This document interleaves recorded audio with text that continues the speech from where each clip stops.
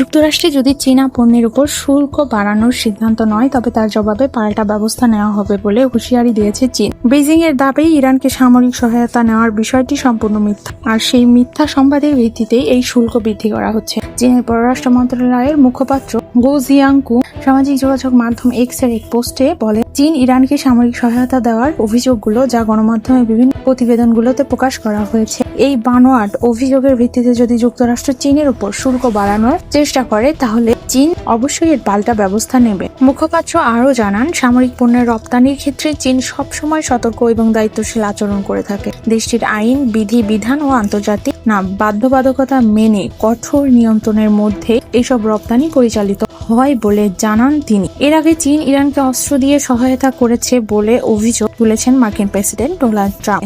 ওই অভিযোগকে কেন্দ্র করে ট্রাম্প চীনের পণ্যের ওপর শুল্ক বাড়ানোর সিদ্ধান্ত নেয়। ট্রাম্পের এমন সিদ্ধান্ত পরই পাল্টা ব্যবস্থা নেওয়ার হুঁশিয়ারি দিলেন বেইজিং।